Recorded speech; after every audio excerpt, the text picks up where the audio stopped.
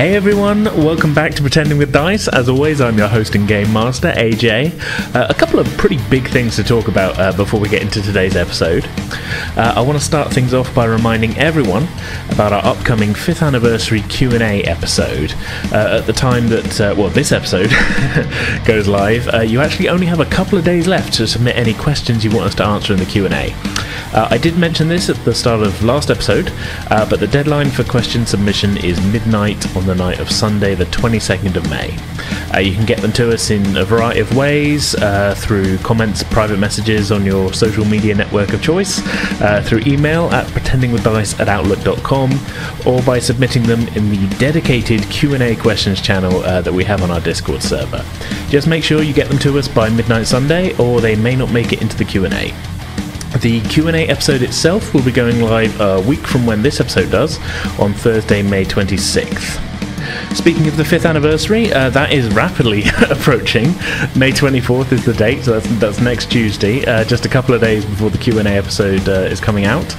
Rest assured, we'll be making a lot of noise about it on the day, but I once again want to thank everyone who's listened to us at any point over the last 5 years. We couldn't do this without all of you and your support, so thanks. Now then, one big final announcement before we get into today's episode. We finally have our own merch store. It's only taken us 5 years to sort it out. At the moment, we've got 3 different designs in there to choose from that you can get as t-shirts, hoodies, tote bags, mugs, glasses, and more options maybe to come later at some point, depending on what people want. You can currently get our classic podcast logo, the logo for Frontier, and finally a very special commemorative 5-year anniversary logo. The easiest way to find the store is to head to pretendingwithdice.com and click on the merch store button, which will redirect you straight to the storefront. We're super excited to finally have that up and running, and we're really happy with how the designs have all turned out, so check it out. Okay, so that's a slightly more packed intro than normal. So without any further ado, I think we'll get into today's episode. Enjoy.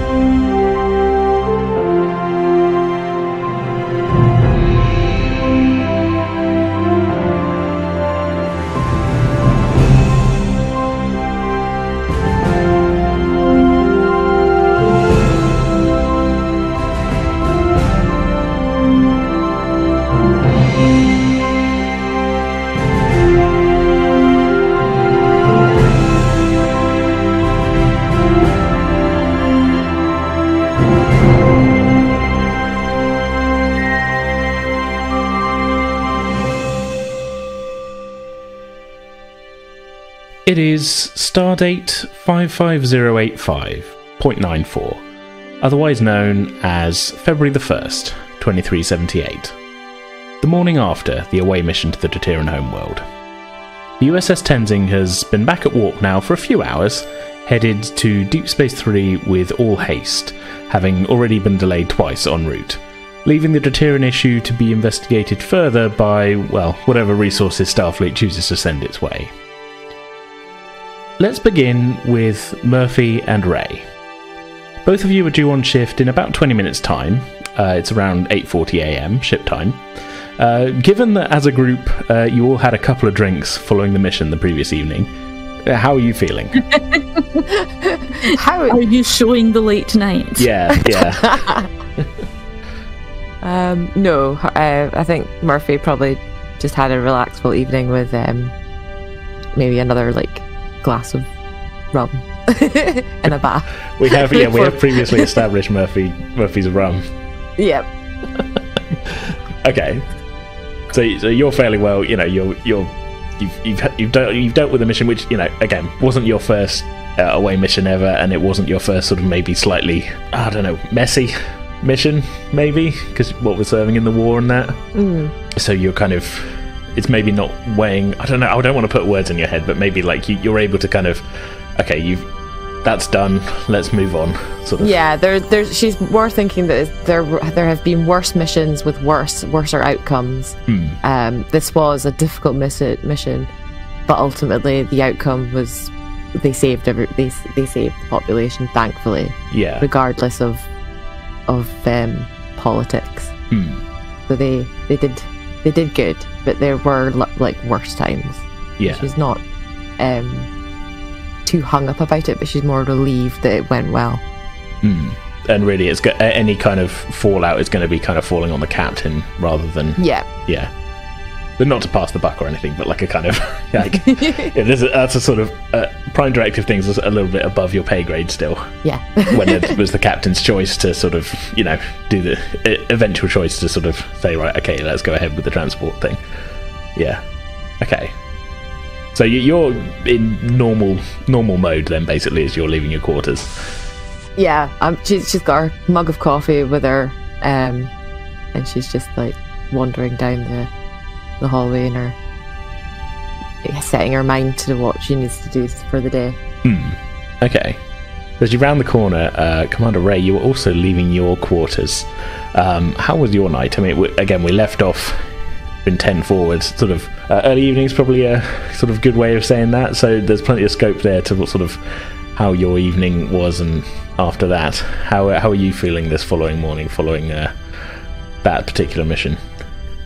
Ray is feeling, well, not particularly fresh in terms of body and mind, because where he was a little bit quiet and a bit reserved at the drinks the previous night, he didn't have the best bit of sleep in the world, because as we've established, there is something from his past which has been bothering him.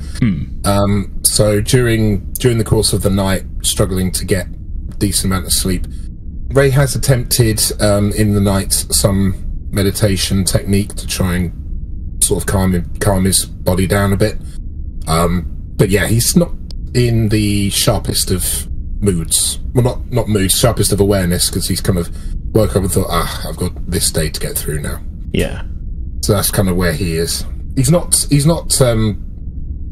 miserable or anything. He's just kind of not as loose and sort of lucky going as he usually appears to be.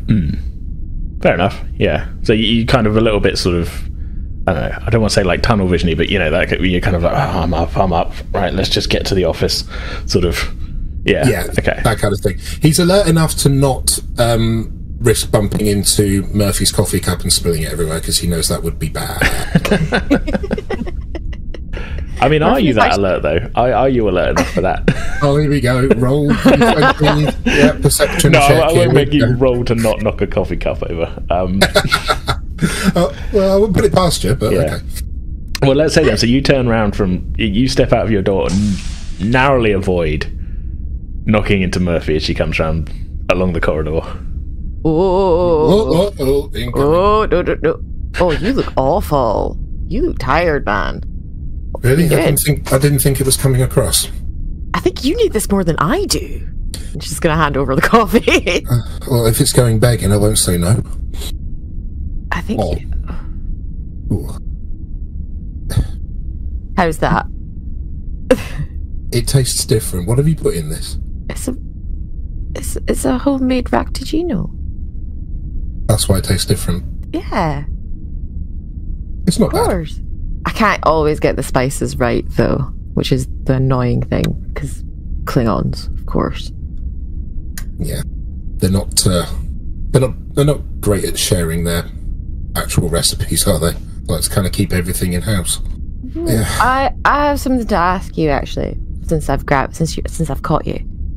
What are you doing next Friday? Existing, mostly. Well, what are you thinking? Are you on duty in the evening? No, not that evening. No. Because I may have found a challenger for the officers' mess karaoke competition. Oh, the karaoke thing again. Come on, Ray. Come on. Last time you enjoyed yourself so much. Need I remind you, it was my previous host that was the tenor? I'm more like the low-level, dodgy soprano. But you just need to, come on. You had so much fun. You said it was one of the best nights that you'd had. That is true. That is true. Okay, I'll admit, it was fun. And you were really good, but... How could you tell, though? Last I remember, you were almost completely out of it on actual alcohol. God knows where that came from. But the last thing I remember is you and several of the ensigns from the engineering department singing Show Me the Way to Go Home as the evening came to an end. Why do you think I win every time? So you're saying that real alcohol is your sort of super soldier serum? I wouldn't say it's that. I would just say that just a little goes a long way. It goes a long way to give some Dutch courage. Is that the expression? I think so. I think it is. You'd have to check with one of the actual Earthlings. So will you come? All right, Murphy, I'll come along. Why not? Great. I've just found a whole new playlist of early 1900s music. It's going to be amazing.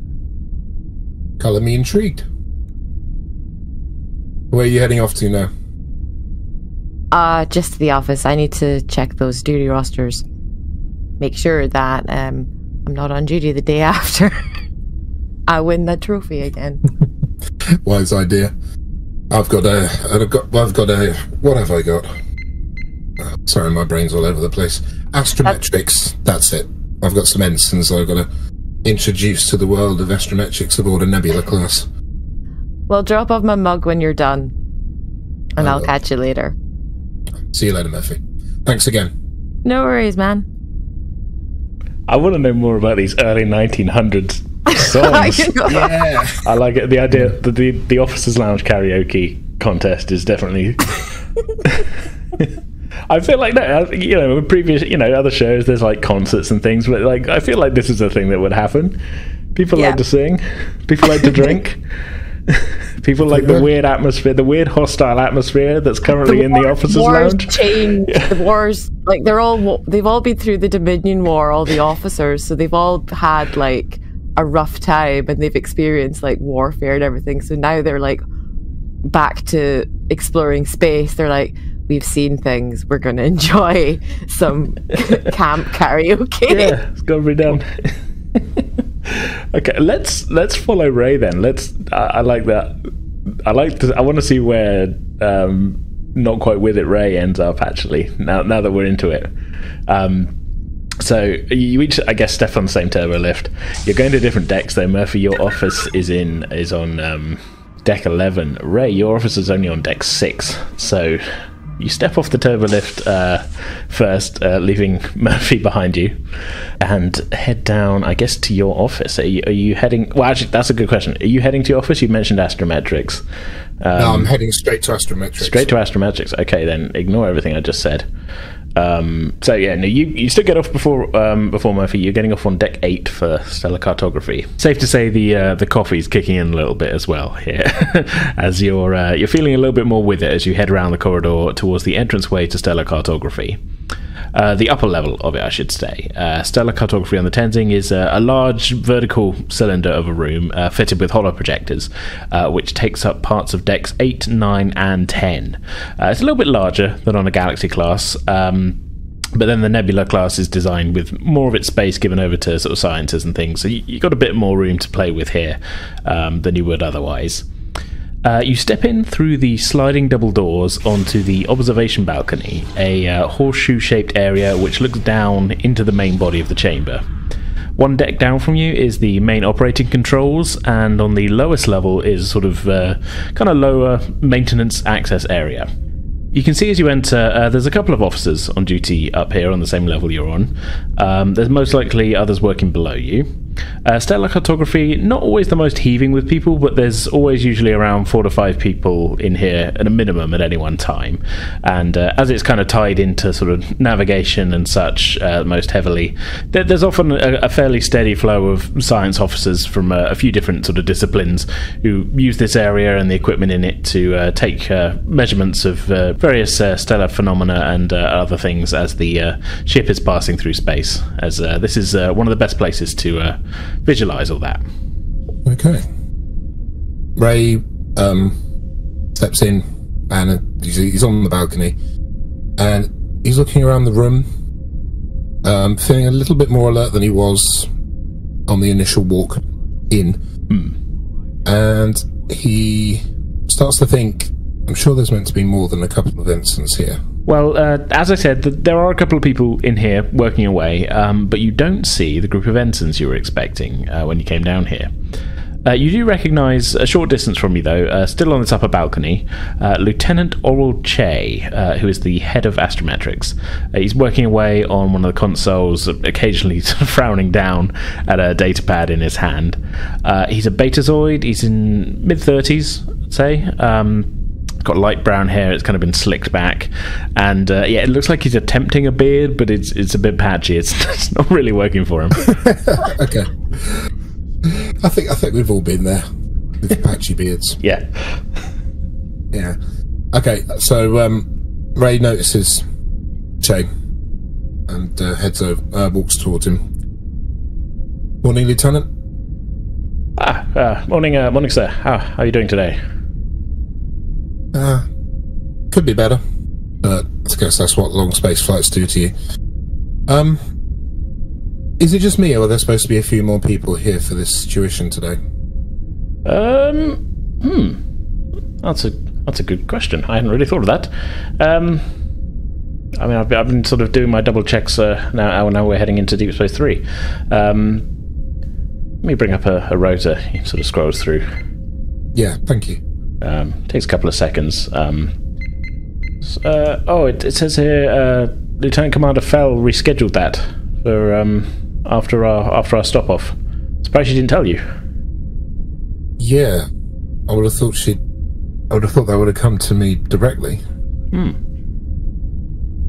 Don't know what to tell you, Commander. I mean, you can instruct me if you want. Oh, sorry. No, that's quite alright, Lieutenant.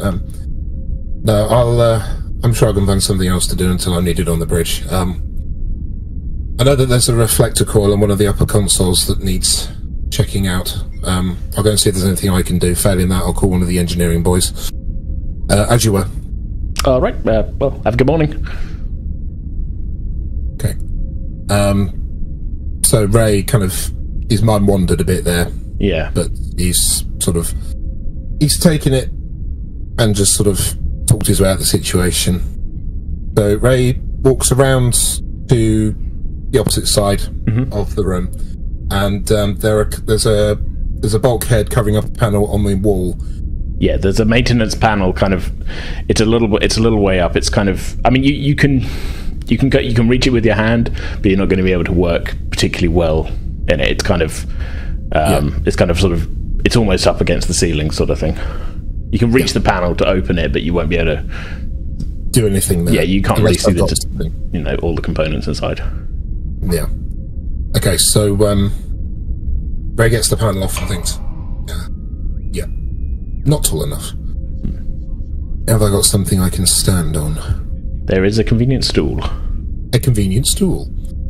So Ray goes for the stool and puts it in position so he can get up and start looking at this panel. Okay. So you stand up on the stool and begin checking out the now exposed circuitry. A few seconds pass, you're working away, and then you get a feeling. It feels as if the world is twisting and dropping away from you. You feel like you're falling as a sudden wave of vertigo washes through you. It's a familiar feeling, but one you've not felt in a long, long time. Ray kind of closes his eyes, sort of squishes them closed, and gives his head a bit of a shake. You keep them closed for a second, hoping for the feeling to pass. You know logically where you are. You know, you're up on a stool, you're at most a couple of feet from the ground. But all of your senses are just screaming at you that you're in a free fall. Opening your eyes just a crack, with an idea to at least step down onto the more solid deck of the observation balcony, your balance betrays you, and you indeed find yourself falling. Toppling from your stool and landing on the nearest console, headfirst, with a painful crunch. An almighty thud.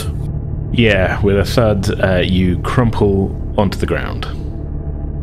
Let's make a roll to see if you are unconscious or not, I guess. Okay. This is a head injury. You know what I'm going to do? I'm going to roll some damage. Oh, okay. So if I roll for me, then? No, you don't need to roll anything. I'm telling you, you have hit your head. We're just going to see how bad it is. Oh, okay. Oh, sorry. I'm going to roll 2d6. Just, you know, this is just a blunt instrument kind of thing, which is the side of the desk. Just to see... It makes a noise as I hit it. Yeah. Okay, I'm rolling 2d6 of these lovely new dice that I bought, which have Starfleet logos on them. Oh, you went for those. Nice. That is... You take 1 point of stress damage, which isn't enough to incapacitate you, so we will say you're not knocked out, but you have taken a hit to the head. Okay. Lieutenant Che runs over. Oh, sir, are you okay? Goes to help you up. Yeah. Yeah, I think so, Lieutenant. Oh, God. Can you help me up? Yes, of course, yes. Do you want me to call the doctor? No, it's all right. Am I bleeding? A little bit. It's kind of dark in here, but yeah. Yeah. It's all right. I'll head down to sickbay. But and he tries to start walking away. But Che kind of steadies you. Yeah. Actually, yeah. Would you mind helping me down to the sickbay, Lieutenant? Yeah, of course. No trouble. Let's get you to a turbo lift. Your head isn't like gushing blood, but it's moist. It's not how I would describe a wound, but no, it's true. It's damp, should we say? Yeah, you've clearly had a head injury. You're just not like spraying blood everywhere, kind of thing. No. So yeah, okay. He helps you to a turbo lift then, and the two of you head down a couple of decks to sick bay. Dr. Aurela, would you be in sick bay this morning? Do you think? Yes, I probably would be. Okay. So it is basically just the start of your shift. You've only been in here, probably by this point, you've only been in here 5 minutes or so. You've been given kind of a brief sort of overview of what's going on. Again, it seems to be another quiet day in here. The ship hasn't really gotten into any kind of major scrapes, so it's sort of the only people who are in are the sort of routine checks people. It seems to be on the kind of on the docket for the day. Of course, emergencies happen though. So you've only been here about 5 minutes. You've just about had your sort of handover briefing from previous shift, when the door opens and in walks, being steadied by a lieutenant who you haven't met before, is Commander Ray with what looks like quite a bad cut on his forehead. Good morning, Lieutenant Commander. Is it? I hadn't noticed. Well, it has been here so far. Come sit down. Thank you, Doctor. Thank you, Che. I appreciate the help. No problem. I'll leave you in the doctor's capable hands. He sort of turns and heads back out the door. So, what happened? Would you believe I had an argument with a turbo lift door? Guess not. I mean, I've not heard that from a relatively senior officer before. So yes, I probably would believe it. Oh, I should have run with that then. I had a bit of a funny turn in stellar cartography, astrometrics, one of the two. I was looking at a panel on the 3rd floor, just checking to see if a reflector needed repairs. Something happened and I lost my footing and smacked my head on the console below. Well, let's get you cleaned up, check for concussion. You're probably not going to find... Well, you might. I don't know. So I'm going to start scanning the Lieutenant Commander, and let's find out if he has concussion, I guess. Yeah, can I get a... this would be a difficulty 1 recent medicine check, so... Under 15. Under 15, yeah, on 2d20. 8 and a 4, so yeah, 2 successes. Let's say we'll wipe your momentum from the previous ones, because yet again I thrown out the piece of paper that I wrote the momentum on. I think I can't quite remember, but I think you guys did a fair amount of momentum spending towards the end of that last one anyway. Yeah, I think we were down to 1 or 2. Yeah, so the fact this is the next day, it's we'll go back to 1, but you are now back at 1 from Irila getting 2 successes on a difficulty 1. You're not picking up a concussion, thankfully. His wound looks a lot worse than it actually is. I mean, it should be fairly simple to actually just patch up the wound itself. As you're delving a little deeper into the scan results, however, you are detecting indicators in his brain of heavy stress. Now, you can't tell if this is directly related to the immediate situation or if this is something long-term, but there are definite markers which show he's chemically at least feeling some quite heavy stress recently. Okay, so nothing acute going on, so that's good. How have your stress levels been, Ray? I've been feeling a bit on edge the last few days, but there is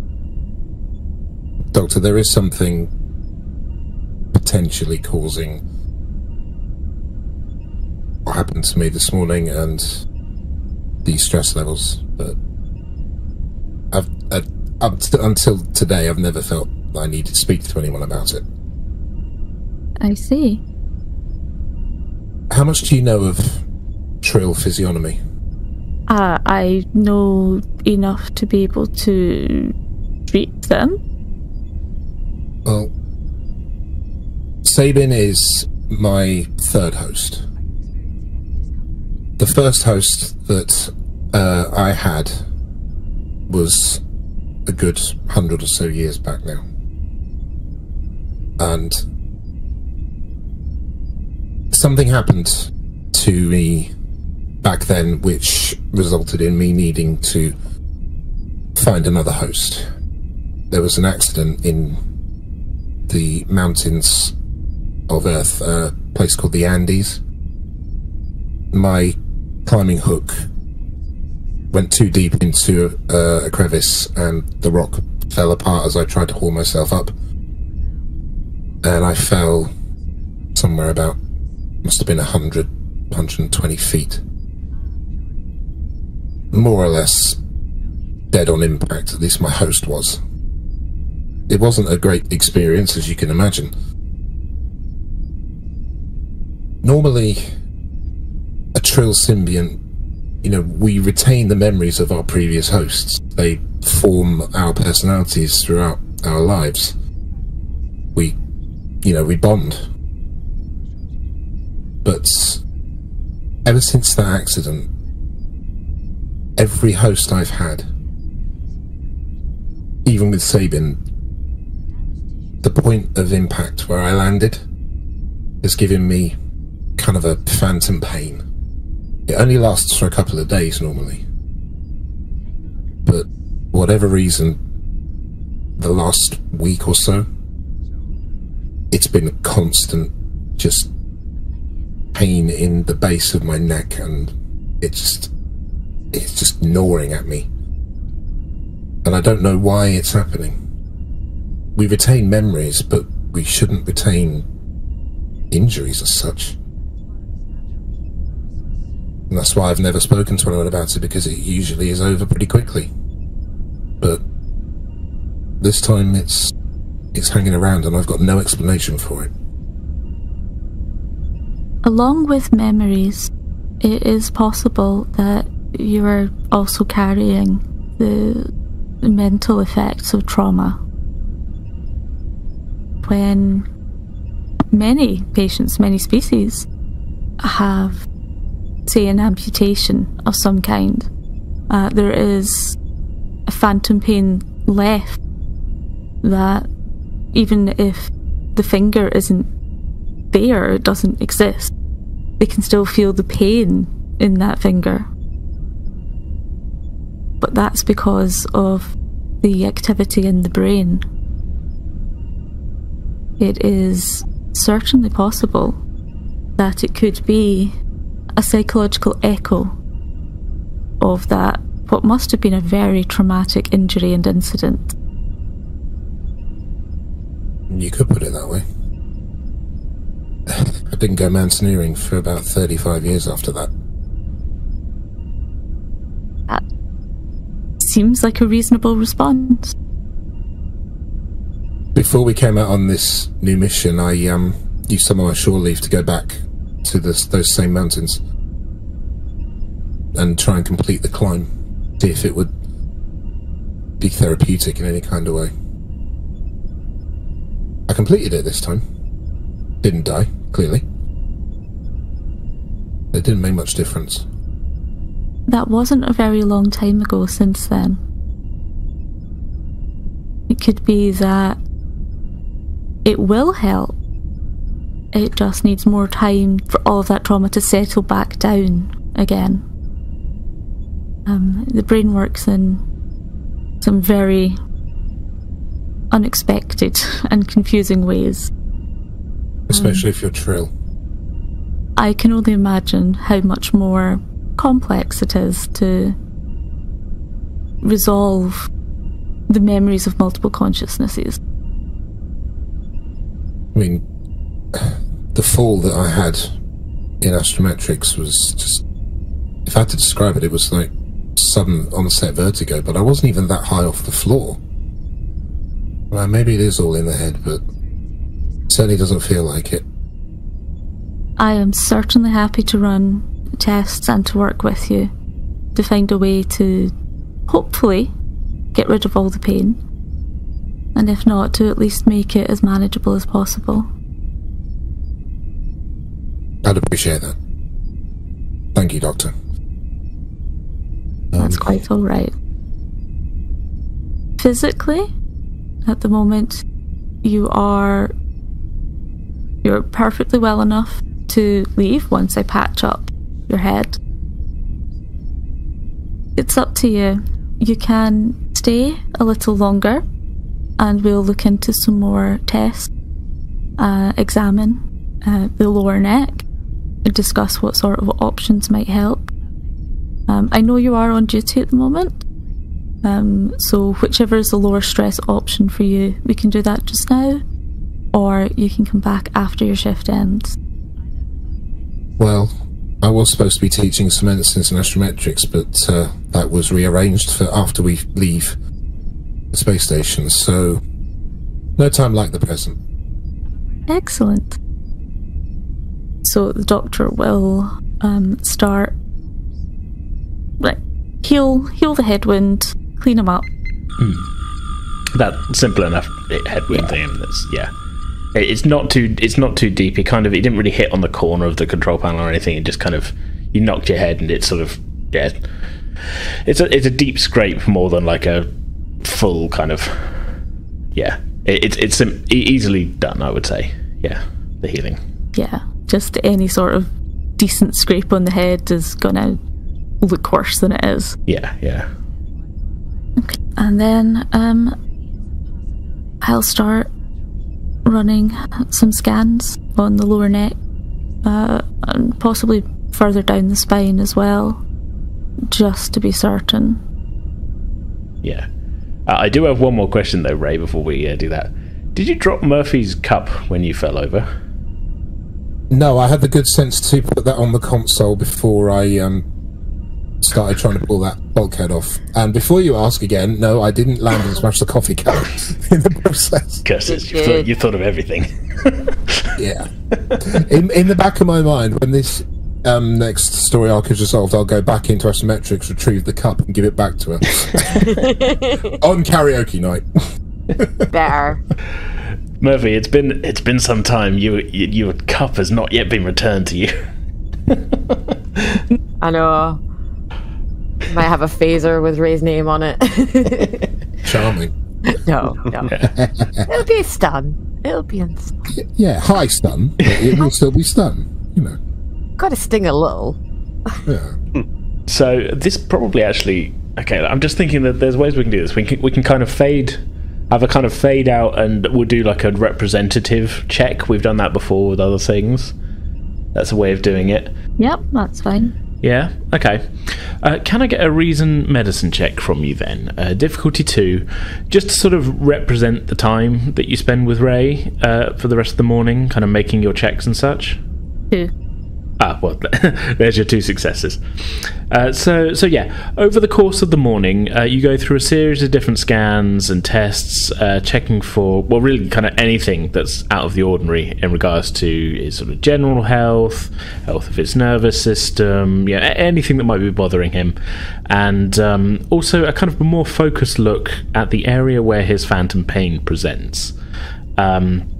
Finally, with the help of a trill member of your team, Nurse Jaria, you are able to do some scans of the Ray symbiote itself.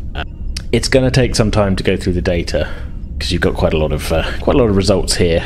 So this would maybe be something that you're not going to have an immediate result on.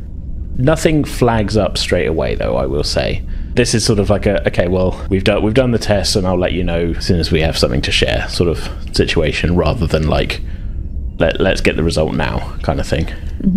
All right then, so with that in mind then, that time spent on the medical scans, let's spin on time a little bit, unless anybody has any other things they want to be doing. I guess we kind of started with Murphy and Ray and we kind of went from there, didn't we?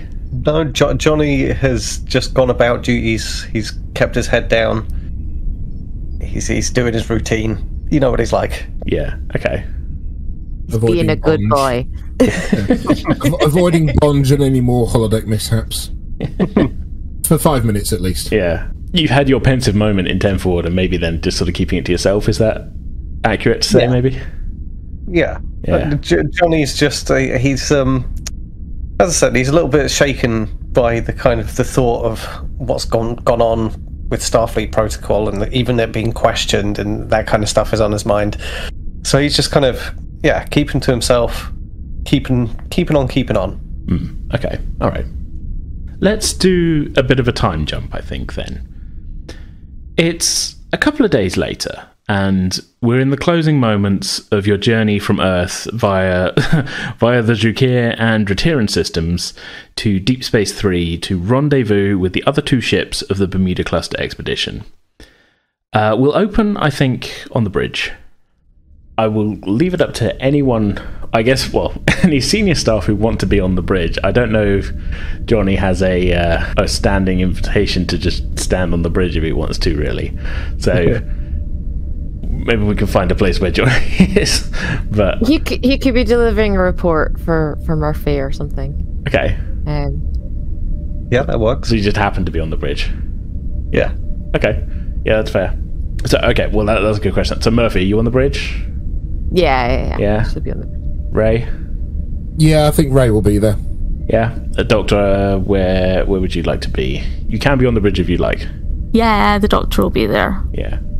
Her being a telepath could be helpful. Or just keeping an eye on Ray. Yeah. Well, plus the bridge is probably the best place to get the best view of as the ship makes its maneuvers and things.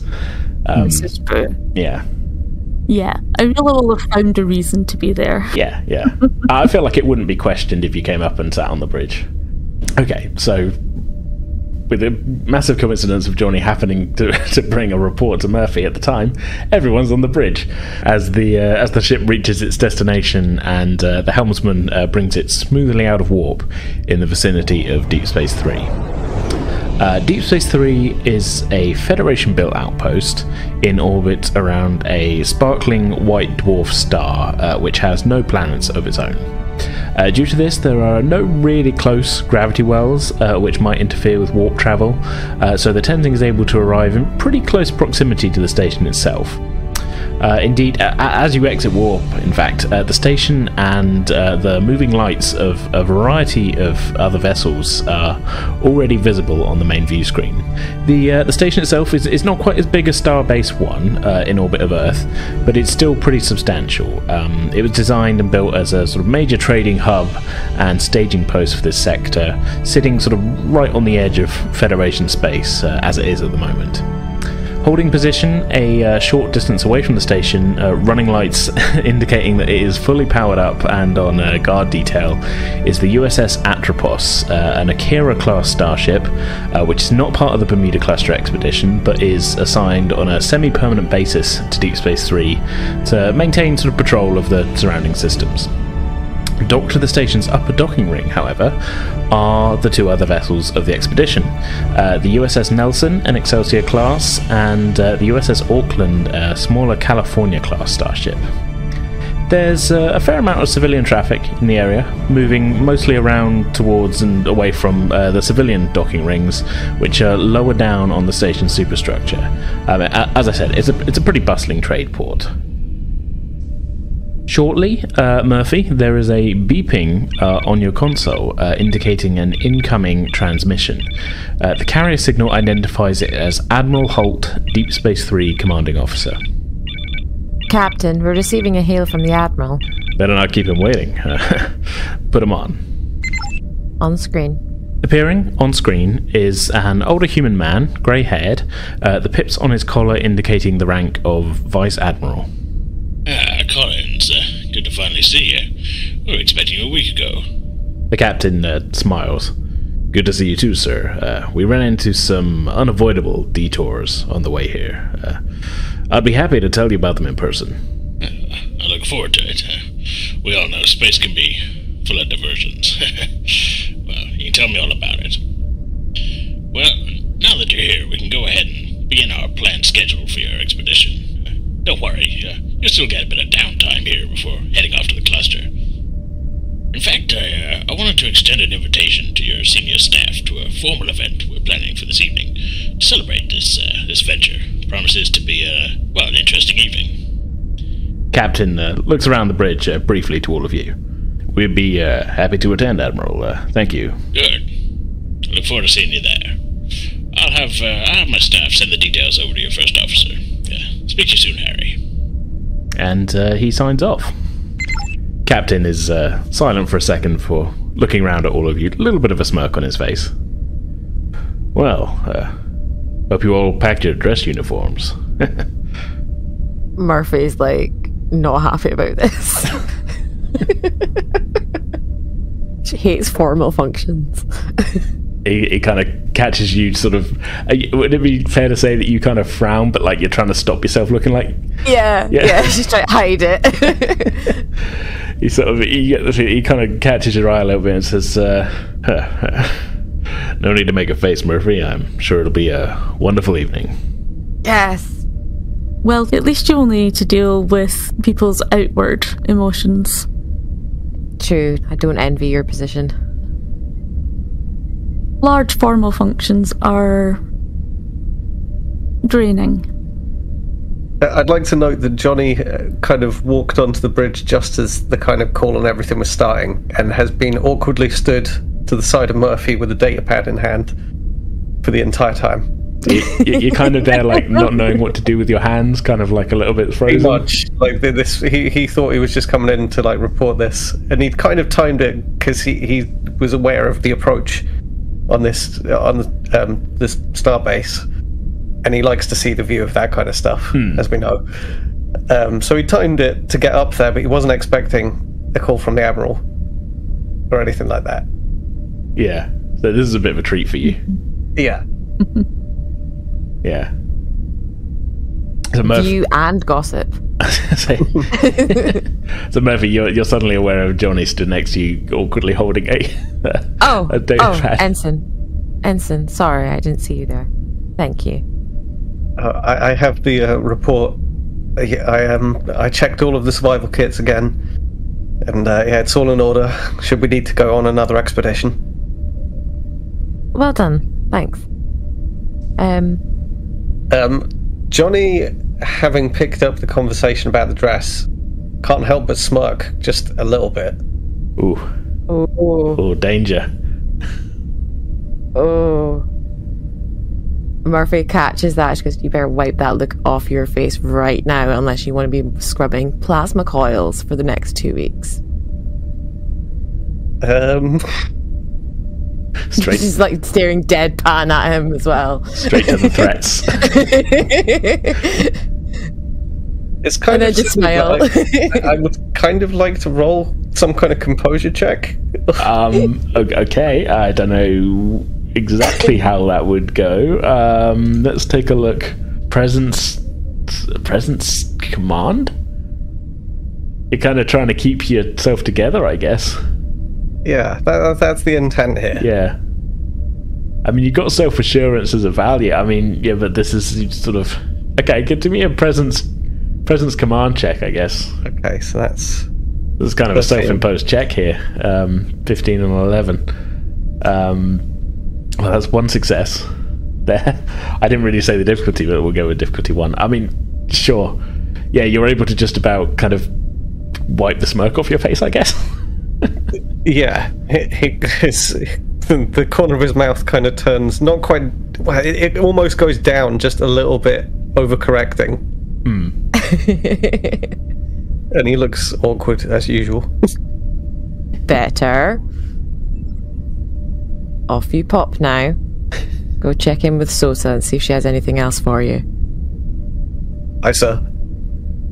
And Jonny turns very sharply and walks back to the turbo lift and tries not to catch the eye of any of the other crewmates that he might recognise in the room right now. Little button I want to put on the scene that Jonny doesn't hear. The turbo lift doors close and Captain catches your eye and goes, scrubbing plasma coils, huh? Bit harsh, don't you think, Commander? You have to feel some kind of fire, sir. Well, you're not wrong. Ensign Sauce, bring us into dock, if you will. That's just fucking evil. Well, no, he's saying it with a smile on his face. I feel like this is a good-natured sort of like, he's saying like, really? And you're kind of being like, you know, maybe it's just the vibe I'm getting, but you're kind of not 100% serious that you're going to make him scrub things for weeks.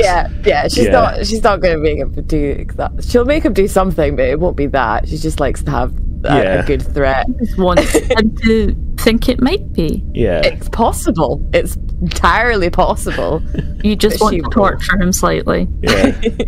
I was kind of... I feel like the captain would be smiling as he said that, like, oh, yeah, sort of, oh, those ensigns kind of thing. Some Bajorans just want to watch the universe burn. Okay, so we'll stick with Jonny then with that button on the scene. Jonny, you report to Lieutenant Sota, who is we've met before, who is a Bolian and Murphy second in command.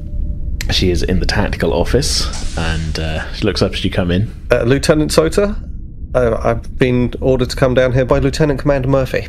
Connaught, right, yes, good. Did you see that she got those reports I sent? Yes, I took it up to the bridge. She's got them, and that's why I'm here. Good. I take it we're out of warp then? Yes, we're coming up on Deep Space 3 now. Good. It's just the last approach. Have you got any final duties for me before we dock? Well, there's a few things that need doing. I need to actually personally run down to the torpedo magazine, supervise the inventory. You know what? It's probably past time that you had a bit of experience on the admin side of things. Aye. I want you to write up a duty roster for some security shifts to keep an eye on the docking port while we're here at the station. Can't be too careful. Aye, sir. Good. Get that squared away as quickly as you can and get it filed on the system. If you need me, I'll be down in torpedo control. So you get given the task, your first, maybe one of your first admin things. As she said, it's time you had some experience of doing the organisational side of things. Mm-hmm. I feel like she's your direct superior, then Murphy's over her, then it's the captain. So she's also kind of responsible for making sure that you're learning things as well. Yeah. Yeah. we can do a check for this. Let's think of a check we can do for this then. So this is as your first admin opportunity. Yeah, admin. Work outside of work. Now, how to do this then? See, I feel like this is going to be a command role of some sort, but depends on how like your knowledge of like the crewmen who are under you, because there are security crewmen who aren't, and who are underneath you in the pecking order. So maybe an insight command, I think. I'm trying to think of like, this would be like Jonny's kind of knowledge of the people who are working under him. I feel like Jonny would know these things. Like he's a bit like that. I mean, insight command fits the best for me in terms of like, insight is kind of your knowledge of other people and how they think and stuff, because presence is more of like in D&D terms like a charisma check. Well, I feel that might fit in terms of the way Jonny would approach underlings. Like I feel like he would, like, in the way that we've seen him kind of like, it was Jovar, wasn't it? The teenage kids that he brought on board. The way that he brought him like attempted to bring him under his wing, like that's the way he would approach underlings. He's trying to give people a leg up. Okay. Or maybe we could justify it in that respect. Presence instead of insight. Yeah, just to give it a little bit more of an edge, because I feel like he would know his crewmates. Okay. All right. Yeah, I'll give you that.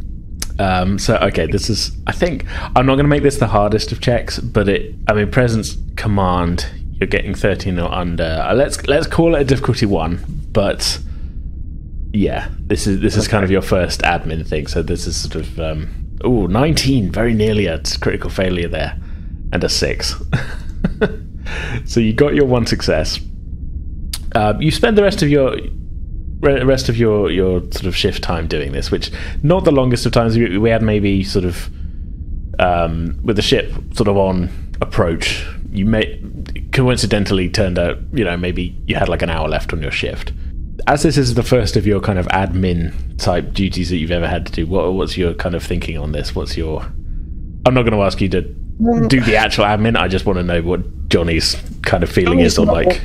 He's not like a meathead or anything. Like he's quite diligent in like his practices in many respects. Like he meditates and what have you. And like being capable of this kind of stuff is just one of the ways. Is kind of maybe how he approaches it.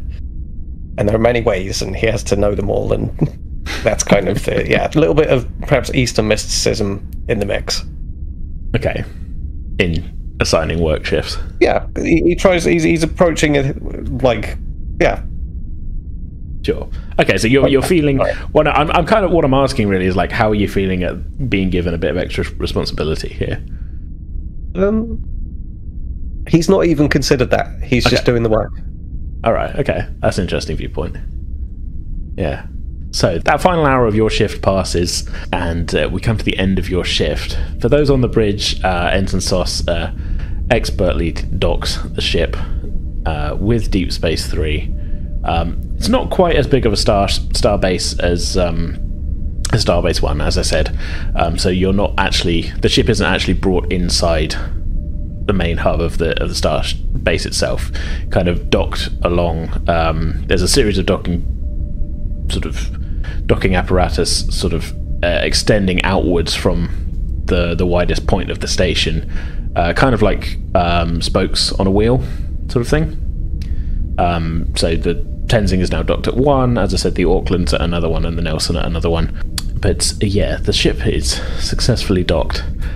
Urila is going to head back to her quarters and try and prepare herself for this dinner. Bit of a sort of something you've managed to avoid probably up to this point for quite some time. Yes.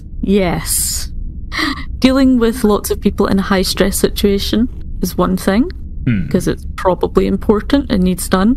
Yeah. Formal dinners, who needs the stress? The difference between being able to focus on, okay, here's a triageable situation, and be able to focus on your work and be very capable at it, and the almost kind of directionless thing of a formal dinner get together sort of thing. Yeah, it'll be quite an endurance. It's the social stress rather than the emergency well, stress. especially as an empath, because people are having to restrain all of their emotions and be quite formal. So they'll be trying to like stop any of them from being obvious, or a lot of them from being obvious, which means that she's going to be bombarded with lots of emotional dissonance and micro expressions and things. A lot of new people as well. Yeah. I mean, the recent sort of holodeck event that you briefly attended was, at least that was with people that you worked with. Yeah, exactly.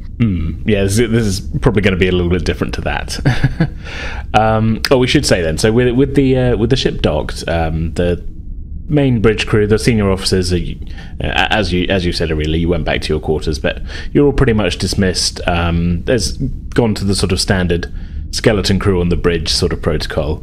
Now that you're dismissed, Murphy and Ray, any thoughts? What are you getting up to? Now that the captain's gone, she's definitely showing her displeasure about having to wear the dress uniform. She's like making eyes at Ray going, my neck, I'm going to be choked. I hate these things. It's kind of the second the captain's off the bridge, then you're just like immediately she's like making eyes at Ray going, why? The frown is immediately back on the second the captain is out of the way. Yeah.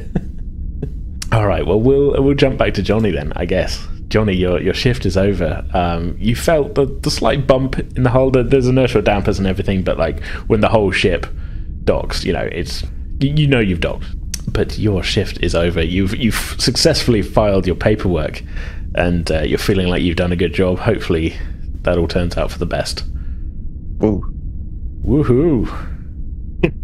Admin. Work complete. What are you doing now?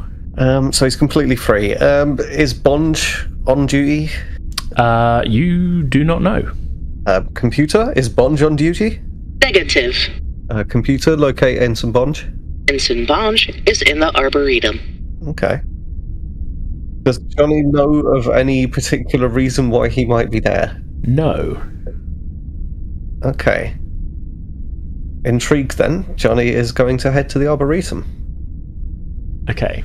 You head to the Arboretum, which, again, much like in on the Galaxy class, it's not the hugest of areas, but it is a kind of open-ish area with a nice kind of bright sort of all-spectrum lighting in there, and real plants growing. More of a sort of the way that it's been styled aboard the Tenzing is quite a peaceful sort of winding path kind of garden.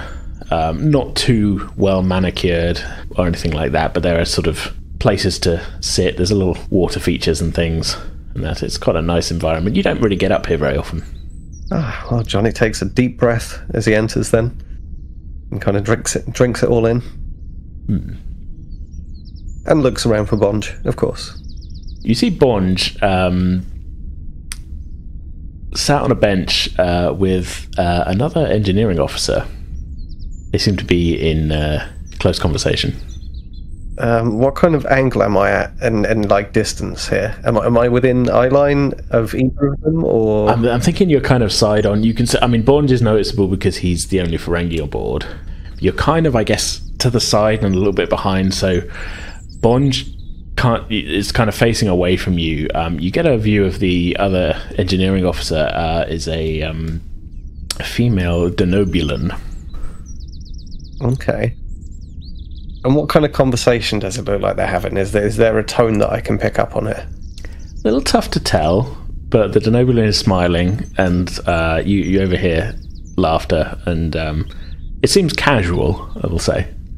Okay. Jonny kind of wanders over, and does either of them, like, he makes his presence kind of like felt a little bit as much as possible to the side, and do either of them notice and acknowledge, or how are you making your presence felt? Are you just kind of Or what's the move Kind of here? like, it's hard to like think of how to describe how do you interrupt a conversation like that? Like there's a way to do it like correctly, but how do you describe that? Well, that's what I'm asking. Yeah, I'm really trying to think. He kind of like steps up, like not in a kind of like quick pace or anything. Like it's, I don't know. He steps up and goes just to make it easy. Sure. Bonge kind of looks like he quickly looks around at you, a little bit sudden, sort of. Hey, Jonny. What are you doing here? Oh, hey, Bonge. I was wondering what you were up to. I saw you were talking to. Is this new friend here? This is Ensign, and the Ensign leans forward. Hello. Yeah, I'm Freya. Oh, pleasure to meet you. And Jonny offers his hand. It's a bit of an awkward silence. She sort of shakes your hand. Bonge just kind of looking at you like, yep. So, how's your day going? Yeah, it's going pretty well so far. I did some paperwork. Got my work done pretty quick, in fairness. Hence me being here. Sounds fun. Well, I thought maybe you might want to hang out, but well, I guess maybe am I interrupting something? No, join us. Bonge is silent, but he's kind of giving you these wide eyes as if to say, like, yeah, dude, you're interrupting.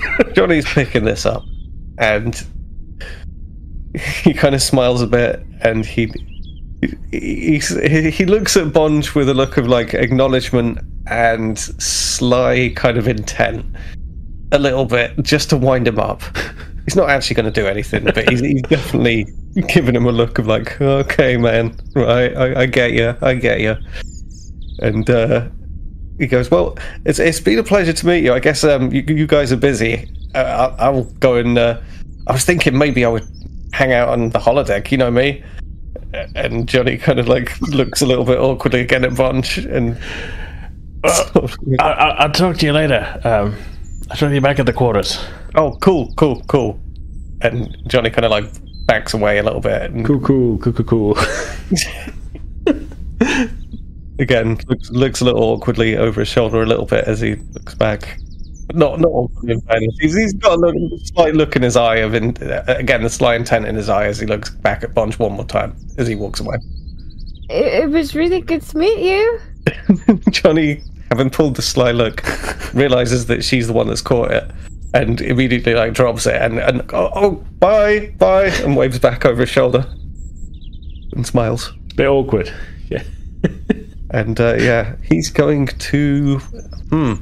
As Jonny's kind of like walking away, he's thinking about what he wants to do for the rest of the day, and he thinks to himself about the fact that he's, like, even to his friends, like, he's perhaps becoming a bit of a cliche, talking about the holodeck all the time, but he can't help himself, and he just goes for another sparring session. And I don't want to necessarily engage with that in any way, but that's what he's going to go and do.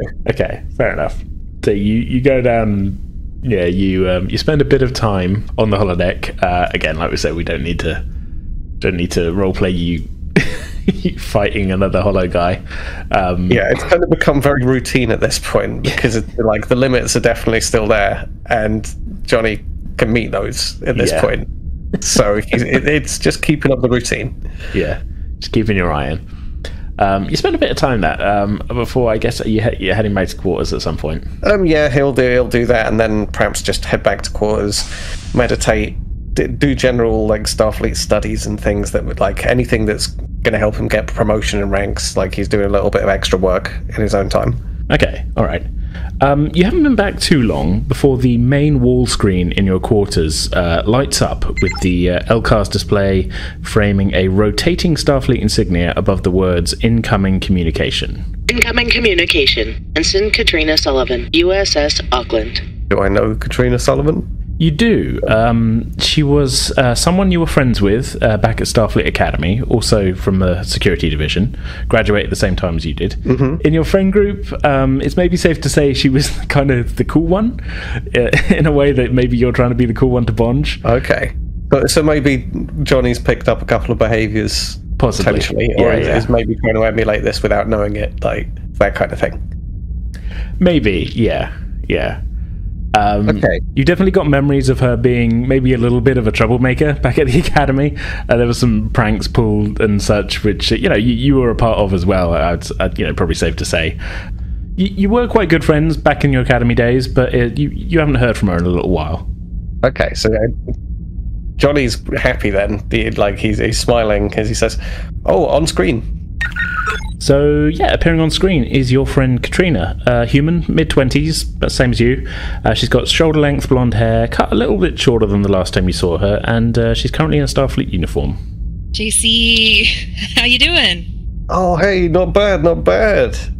How about you? Been a long time. Yeah, it's been ages. But hey, listen, I'm here. I'm on Deep Space 3 right now. I wondered if you wanted to catch up, get a few drinks or something? Definitely. Where can I meet you? I'm ready to go now. I've got nothing to do. Wow, nothing? Like at all? That's not like you. Back in the day, we'd have to pry you out of the holodeck. I've had my session for the day. Don't worry about that. Okay. All right, well, me and my friends, and some others from the Auckland, we're going to this bar on board the station down on level 7. It's kind of crazy. The guy who runs it claims he used to serve on the Enterprise way back when, and every night there is just this massive party. You have to be there.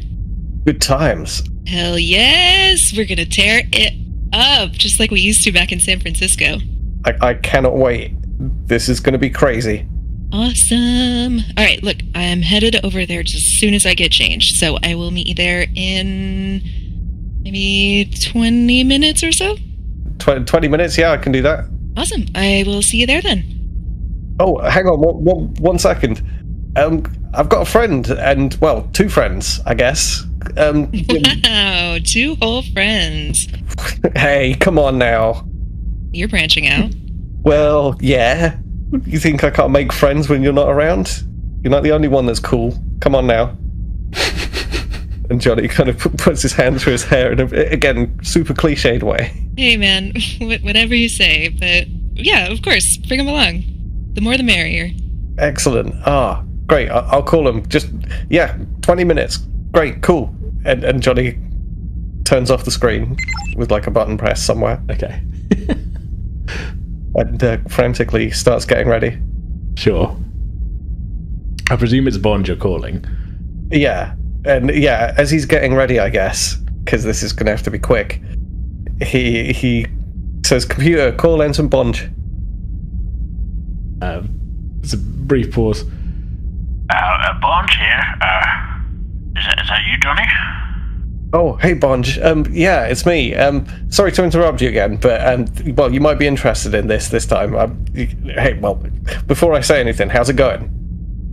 It's fine. I mean, we had a chat now, and I think she likes me, but I'm going for a walk, and it went pretty well. It went better than it normally does. I mean, it didn't immediately shoot me down, but I mean, what's to say that she's not overthinking things? I mean, I'm overthinking things. I always overthink things, and it's a real problem I have in this kind of situation. I mean, tell you one thing, it's good to talk about it. Bunch. Don't worry about it. Okay, I get it. There's plenty more fish in the sea, and I'm going to take you to the ocean tonight. Well, I don't think I need to. I don't think I need to see other fish. I think I'm just overthinking things. But No, listen to me, dude. We've got a party to attend. A party? Yeah, a party. Get back here. Get ready. We're getting out there. Yeah. Party. Back in the academy, they used to call me the party engineer. I'll be there in a minute. Don't leave without me, whatever you do. I won't. And Johnny's kind of like, trying to pull on trousers and whatnot as this is going on. Sure. So, okay, Bond returns to the room. Are you wearing a... are you putting on a uniform, or are you putting on casual clothes or whatever? Well, what could I find out about this club within the short amount of time that I've got? Is this somewhere like... I mean, I guess this is going to be dog... I mean, you weren't given the name to it, but it's on level 7 of Deep Space 3. I mean, yeah, you could look at a directory, see what bars and things there are on that level of the station if you wanted to. I'm just trying to think of whether this is, do we go Starfleet or do we go civilian? And I feel like it's civilian. I'm leaving this choice up to you.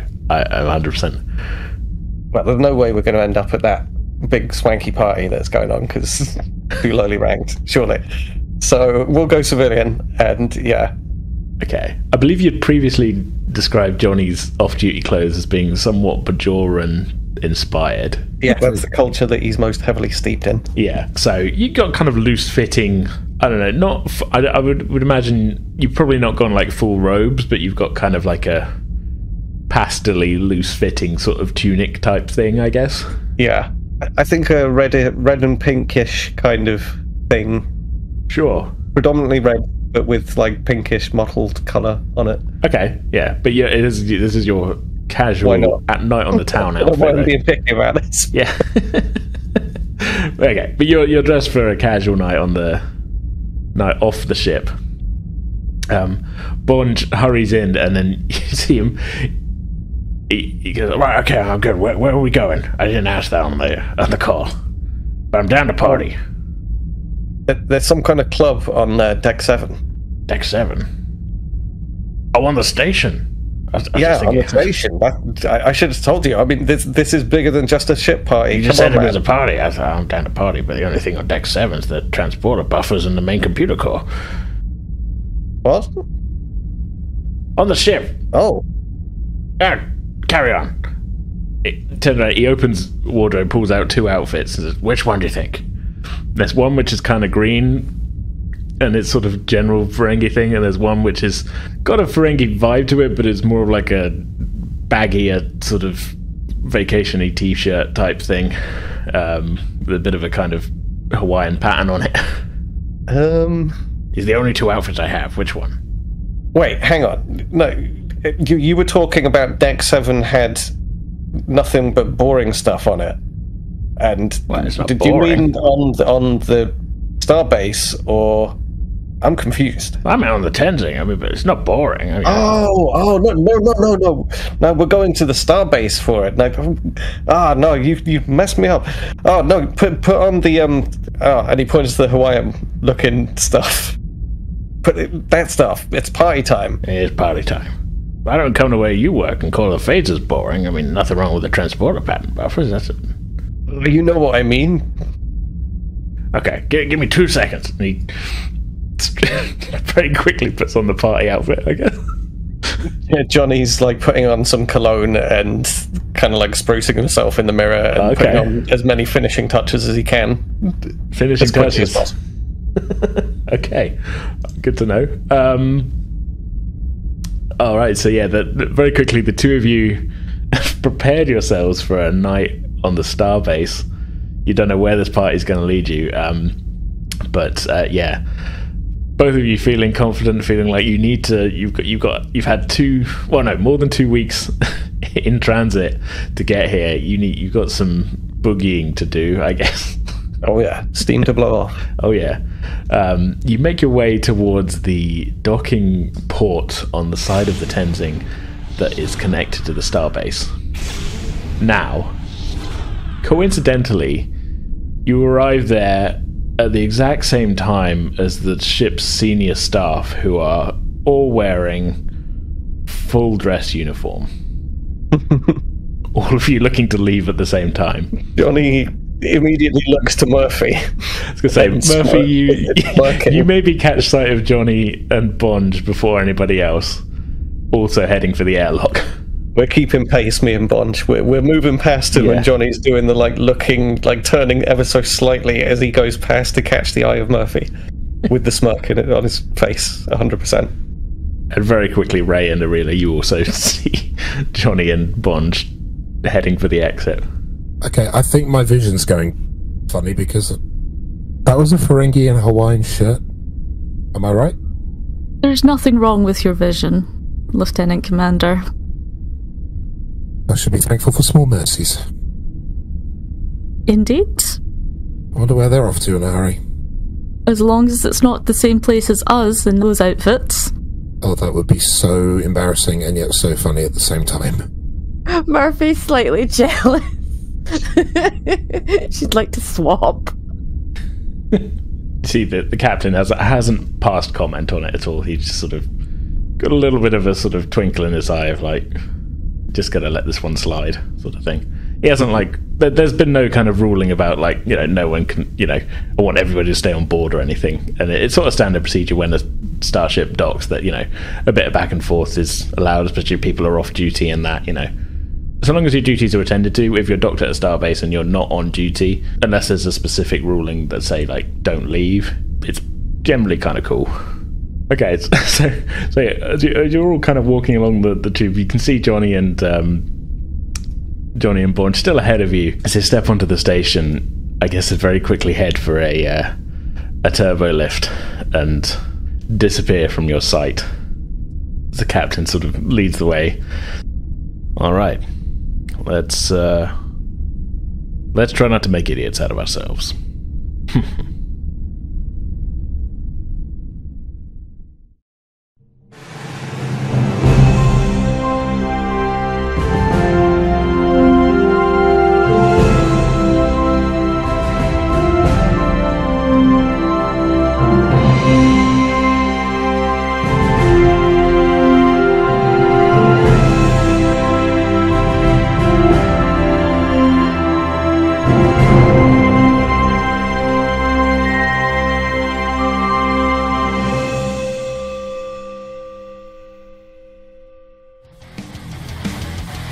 Alright, that's going to do it for this episode. We'll be back next Thursday with our 5th anniversary Q&A episode, and in 2 weeks' time with the next chapter of Frontier. We hope you'll join us for both of those. In the meantime, for anything and everything Pretending with Dice related, including links to our Discord, our merch store, our social media pages and more, head to pretendingwithdice.com. So yeah, for now, that's our show. We hope you all enjoyed it. We'll see you next time.